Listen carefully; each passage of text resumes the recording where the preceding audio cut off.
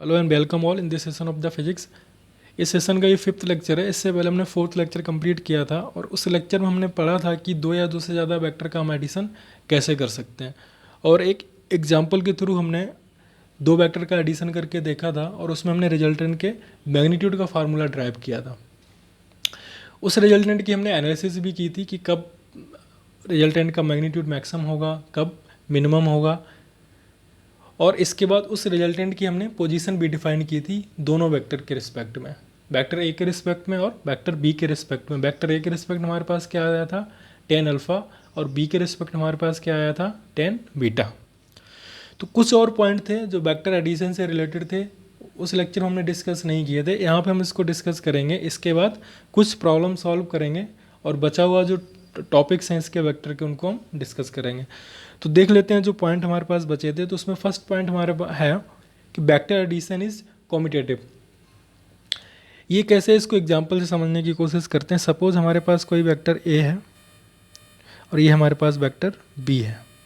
ये हमारे पास ए हो गया और ये बी हो गया। इन दोनों का अगर हम रिजल्टेंट देखें तो हमारे पास रिजल्टेंट आ गया R1 वेक्टर। दूसरा अगर हम देखें, सपोज दूसरी कंडीशन हम ले रहे हैं। दूसरी कंडीशन में हमने पहले बी वेक्टर पे गए, इसके बाद ए वेक्टर पे गए और हमको ये रिजल्टेंट मिल गया R2। और यहाँ हमने क्या किया था, पहले हम ए पे गए, फिर हम बी पे गए और ये हमको रिजल्टेंट मिल गया था R1। तो इन दोनों कंडीशन हम देखें तो रिजल्टेंट हमारा R1 और R2 दोनों ही सेम है। क्यों सेम है कि ना ही इन दोनों के मैग्नीट्यूड में कोई चेंज आ रहा है और ना ही इनके डायरेक्शन में चेंज आ रहा है। जब दोनों ही कंडीशन में चेंज नहीं आ रहा है तो हम कह सकते हैं कि वेक्टर में कोई चेंज नहीं आया। हम ऐसा कह सकते हैं कि सिंपली हमने क्या किया, इसको पैरेलल शिफ्ट कर दिया। और ये हमने पढ़ा था फर्स्ट लेक्चर में कि जब कभी भी हम वेक्टर को पैरेलल शिफ्ट करेंगे तो ना ही उसके मैग्नीट्यूड में कोई चेंज आएगा और ना ही उसकी डायरेक्शन में चेंज आएगा। जब दोनों में चेंज नहीं आएगा तो वेक्टर में कोई चेंज नहीं आएगा। तो यहाँ पे हम इस कंडीशन में लिख सकते हैं कि vector A plus vector B equal to vector B plus vector A. ये कंडीशन हमको याद रखनी है। अब हम यहाँ पे कुछ प्रॉब्लम सॉल्व करते हैं। क्वेश्चन देते हैं। क्वेश्चन हमको दिया है वेक्टर ए जिसका मैग्नीट्यूड हमको कितना दिया है 30 मीटर और उसकी पोजीशन हमको दी है 37 डिग्री नॉर्थ ऑफ ईस्ट। तो ये हमने डिस्कस किया था कि कैसे हम इसको ड्रॉ करेंगे, और हमको अगर ग्राफ में दे रखा है तो उसको हम कैसे रीड करेंगे। दूसरा हमको वेक्टर बी दे रखा है जिसका मैग्नीट्यूड कितना दे रखा है 30 मीटर और इसकी पोजीशन हमको दे रखी है 37 साउथ ऑफ ईस्ट। अब इसको हम कैसे ड्रॉ करेंगे, हमको दे रखा है नॉर्थ ईस्ट साउथ वेस्ट का। तो हम सबसे पहले क्या करेंगे, नॉर्थ ईस्ट जो सिस्टम है उसको हम ड्रॉ कर लेंगे। उसको हमने यहाँ पे ड्रॉ कर लिया। ये हो गया north south west and east, इसको हमने ड्रॉ कर लिया। इसके बाद जैसे जैसे हमको कंडीशन दे रखी है वेक्टर ए की एंड वेक्टर बी की, उसको हम यहाँ पे ड्रॉ कर लेंगे। तो वेक्टर ए हमको क्या दे रखा है, उसका मैग्नीट्यूड कितना दे रखा है 30 मीटर और उसकी पोजीशन क्या दे रखी है 37 डिग्री नॉर्थ ऑफ ईस्ट, मतलब कि ईस्ट से शुरू करेगा नॉर्थ की तरफ जाएगा। तो हम क्या करें, ये हमारे पास क्या है नॉर्थ है और ये हमारे पास ईस्ट है। तो ईस्ट से शुरू करेगा और नॉर्थ की तरफ जाएगा कितना 37 डिग्री और इसका मैग्नीट्यूड कितना है 30 मीटर। तो फर्स्ट हमने ड्रॉ कर लिया। सेकंड कंडीशन को अगर हम देखें, इसमें वेक्टर बी को हमको ड्रॉ करना है। इसका मैग्नीट्यूड तो कितना है 30 मीटर और इसकी डायरेक्शन कितनी है 37 डिग्री साउथ ऑफ ईस्ट, मतलब ईस्ट से शुरू करेगा और साउथ की तरफ जाएगा। तो ये हमारा ईस्ट है और ये हमारा साउथ है, मतलब कि इधर से शुरू करेगा और इधर की तरफ जाएगा। एंगल कितना होगा 37। अब हमें फाइंड आउट करना है कि a प्लस बी क्या होगा, मतलब कि इसका रिजल्टेंट क्या होगा। तो रिजल्टेंट का फार्मूला हमको पता है। रिजल्टेंट का फार्मूला क्या है, अगर मैग्नीट्यूड की हम सिर्फ बात करते हैं तो R square plus A square, sorry R square equal to A square plus B square plus 2ab cos theta. अब बात आती है कॉस थीटा। तो कॉस थीटा में थीटा हमने क्या बताया था, एंगल बिटवीन टू वेक्टर्स, और हमने ये फाइंड आउट करना भी सीखा था कि दो वेक्टर के बीच का एंगल हम कैसे फाइंड कर सकते हैं। तो यहाँ पे डायग्राम में देखते हैं, ये दो वेक्टर हो गए हमारे पास, वेक्टर ए और वेक्टर बी। तो इन दोनों के बीच में दो एंगल होंगे ना, एक तो ये हो गया और एक हमारा बाहर वाला हो गया। तो बाहर वाला तो बड़ा है, तो अंदर वाला हमारा क्या होगा, एंगल बिटवीन टू वेक्टर होगा। तो इन दोनों का एडिशन करते हैं, कितना है हमारा 37 और दूसरा भी क्या है 37, तो टोटल कितना हो जाएगा 74। तो एंगल बिटवीन टू वेक्टर्स हमारे पास क्या आ गया 74। तो मतलब थीटा इजक्वल टू हमको कितना दिया है 74। अब सिंपल हमको वैल्यू पुट करनी है फार्मूले में। तो यहाँ पे हम देख लें कि वेक्टर ए का मैग्नीट्यूड हमको कितना दे रखा था 30, तो 30 का square, plus magnitude of vector B हमको कितना दे रखा था, ये भी हमको 30 दे रखा था, तो 30 का स्क्वायर, प्लस 2 ए कितना है 30, बी हमारा कितना है 30, और कॉस थीटा, थीटा हमको कितना है एंगल बिटवीन टू वेक्टर्स यानी कि 74। अब इसको हम सिंप्लीफाई करना शुरू करते हैं। तो मैग्नीट्यूड हमको सिर्फ चाहिए इसका, तो मैग्नीट्यूड हम क्या करेंगे, इसका जो स्क्वायर था इसको हटा के इसके ऊपर हम क्या करेंगे स्क्वायर रूट लगा देंगे, और हमारे पास क्या आएगा 30 का स्क्वायर प्लस 30 का स्क्वायर प्लस 2, यहाँ पे 30 एंड 30 था, तो ये कितना हो गया 30 का स्क्वायर और कॉस 75। इसके बाद 30 को अगर हम कॉमन ले लें तो हमारे पास क्या बचेगा 1 प्लस 2 कॉस 75।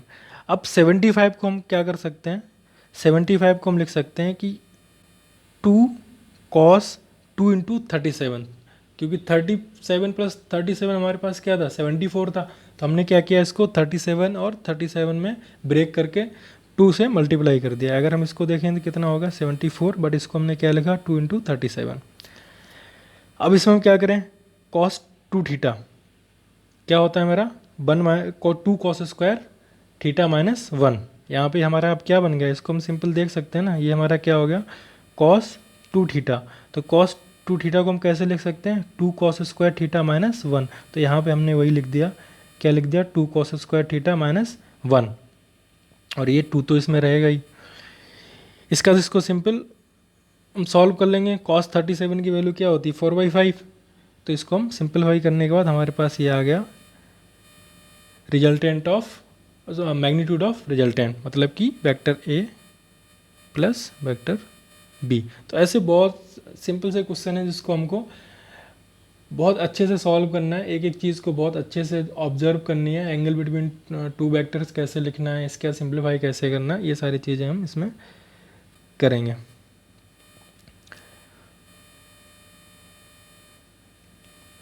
अब हम देखते हैं कि कोऑर्डिनेट सिस्टम में हम इसको कैसे समझ सकते हैं।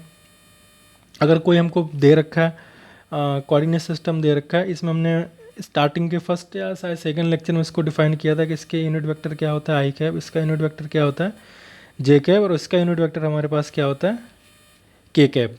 सपोज किसी ग्राफ में हमको दे रखा है, ये कोई पोजीशन हमको दे रखी है,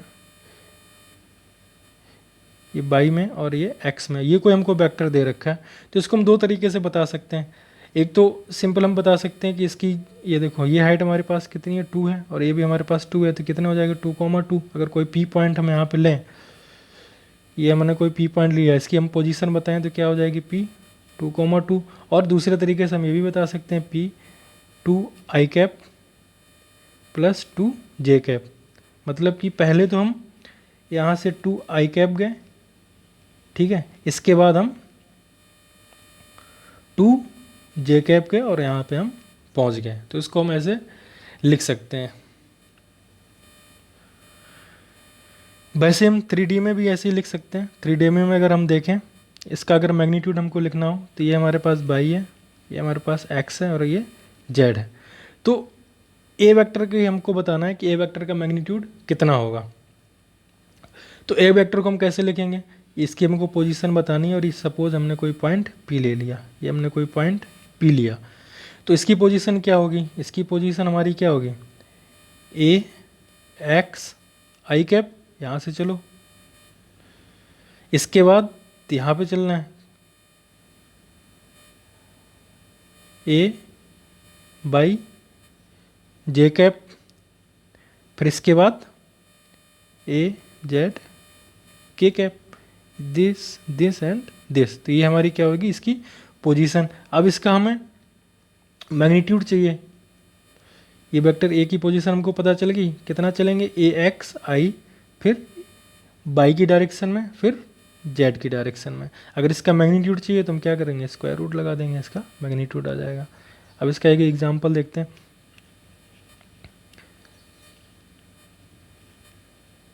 ये हमको दे रखा है, कोई ए वेक्टर हमको दे रखा है, इसका मैग्नीट्यूड चाहिए, सिंपल हम क्या कर देंगे, इसका स्क्वायर रूट निकाल लेंगे, फर्स्ट का स्क्वायर प्लस सेकंड का स्क्वायर और थर्ड का स्क्वायर, जो भी हमारे मैग्नीट्यूड दे रखे हैं उनका स्क्वायर। यूनिट वेक्टर भी हम इसका फाइंड आउट कर सकते हैं। यूनिट वेक्टर क्या होता है कि कोई भी वेक्टर उसका डिवाइड करते हैं उसके मैग्नीट्यूड से, तो हमें क्या पता चल जाएगा, यूनिट वेक्टर पता चल जाएगा। तो ए तो हमें वेक्टर इतना दिया था और इसका जो मॉडुलस था, इसका जो हमने मॉड निकाला था, मैग्नीट्यूड जो निकाला था वो कितना था, √29। तो ऐसे हम इसका यूनिट वेक्टर भी फाइंड आउट कर सकते हैं।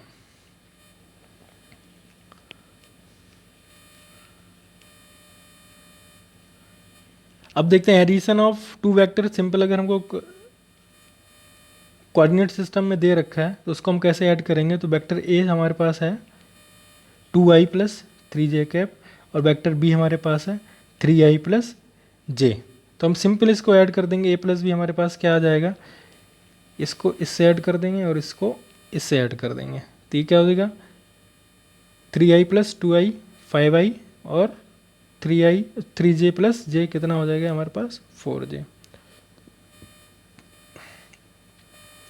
एक चीज़ हमको यहाँ पे याद रखनी है, अगर हमको कोई भी ग्राफ में वेक्टर का रिप्रेजेंटेशन दे रखा है और उसमें हमको रिजल्टेंट फाइंड आउट करना हो तो हम कैसे करेंगे। सपोज़ हमारे पास कोई ए वेक्टर ये था और दूसरा वेक्टर बी ये था, उसको बहुत ध्यान से देखें, इससे क्वेश्चन पूछे जा सकते हैं। और ये हमारे पास रिजल्टेंट हो गया। अब हमें क्या चाहिए, नेट रिजल्टेंट चाहिए, मतलब कि ये टोटल रिजल्टेंट चाहिए। तो इसको हम कैसे फाइंड आउट करेंगे, इसको देखें।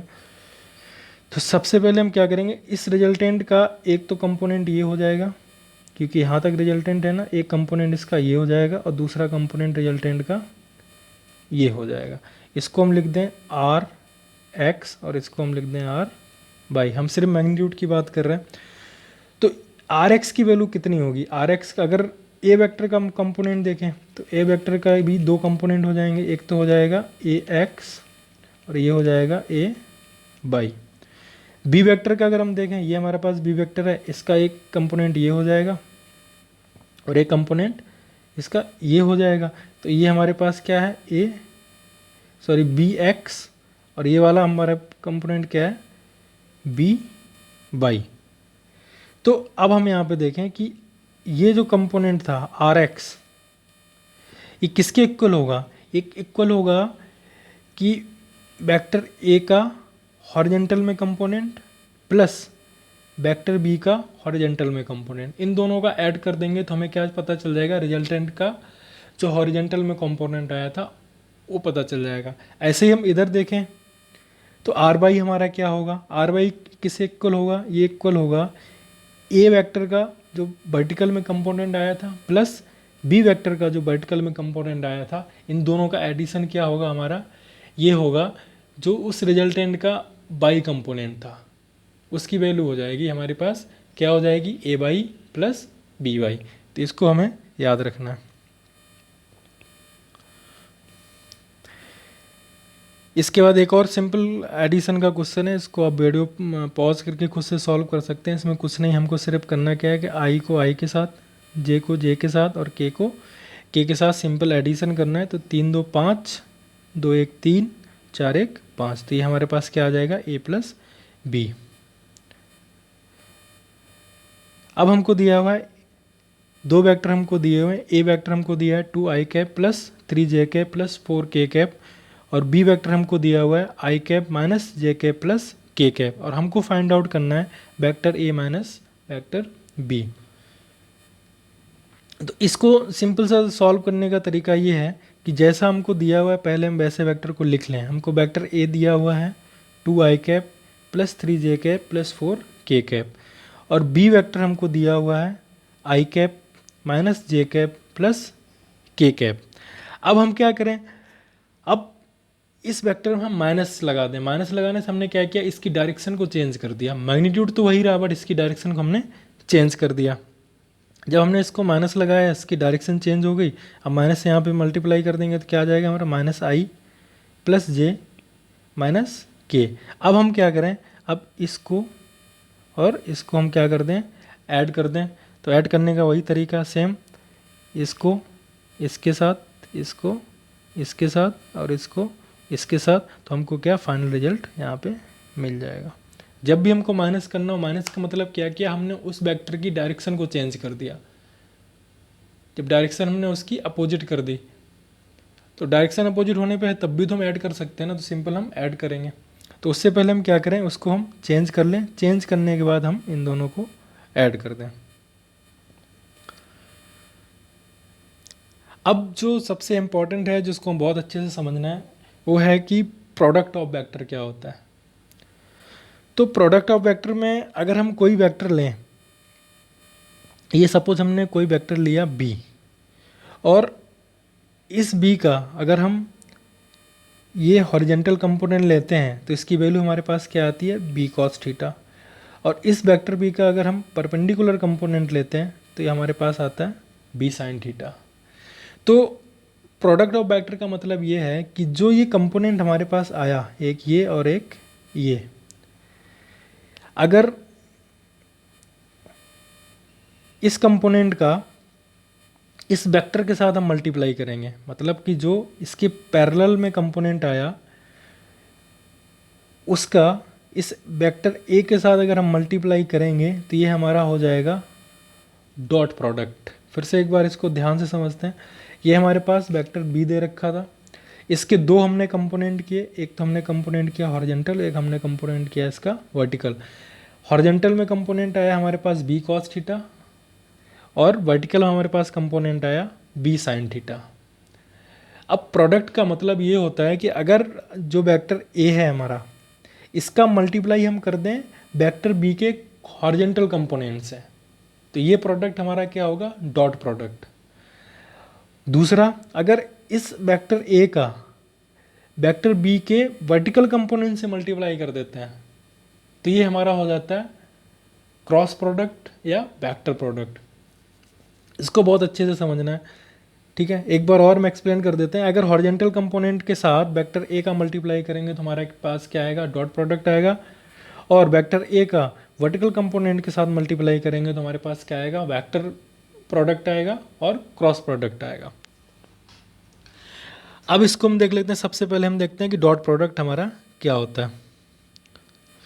तो डॉट प्रोडक्ट हम कैसे लिखते हैं, vector A dot vector B, तो ये इक्वल होता है magnitude of A and magnitude of B cos theta, और थीटा हमारा क्या होता है, दो वेक्टर के बीच का एंगल।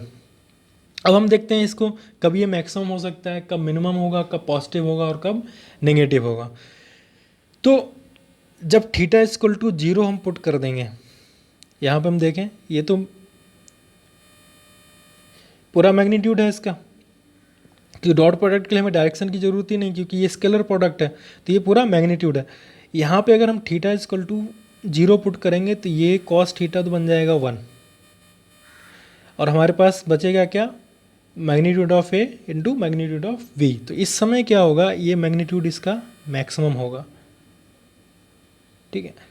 और 0 से लेस देन 90, मतलब कि 0 less than equal to theta less than equal to 90 तक इसकी वैल्यू कैसी रहेगी, पॉजिटिव रहेगी। और जैसे हम थीटा इक्वल टू 90 कर देंगे तो इसकी वैल्यू कैसी हो जाएगी, 0 हो जाएगी।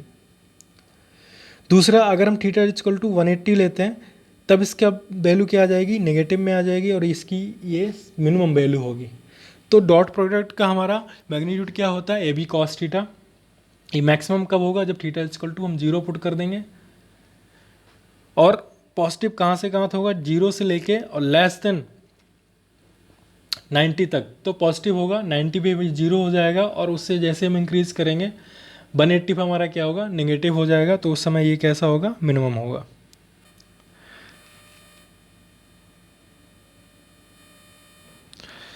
इसको डॉट प्रोडक्ट को हम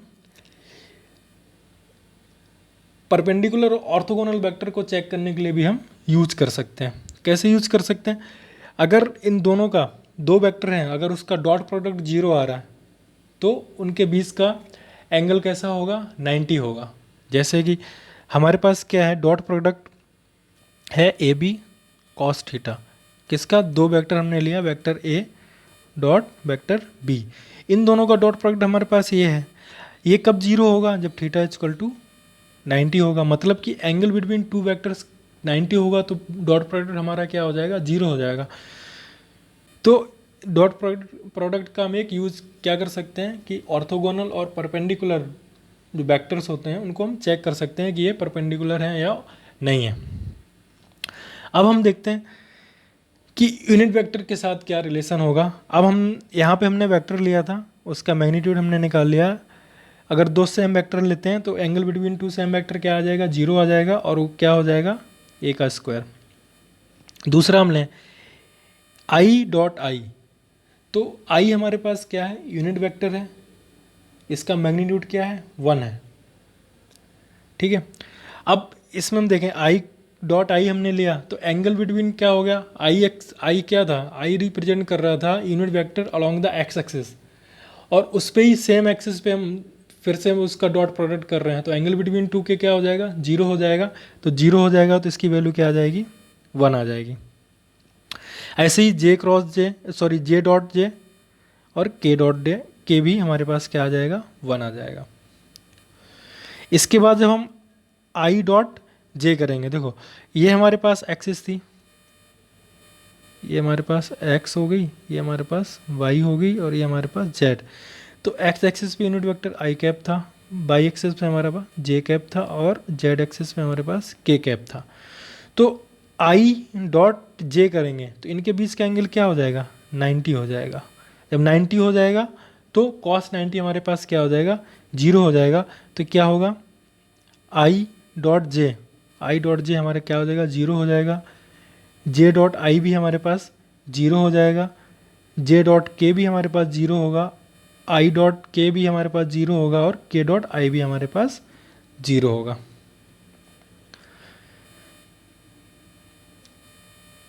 तो इस लेक्चर को हम यहीं पे ख़त्म करेंगे। नेक्स्ट लेक्चर से इससे रिलेटेड हम कुछ प्रॉब्लम सॉल्व करेंगे। तब तक के लिए थैंक यू।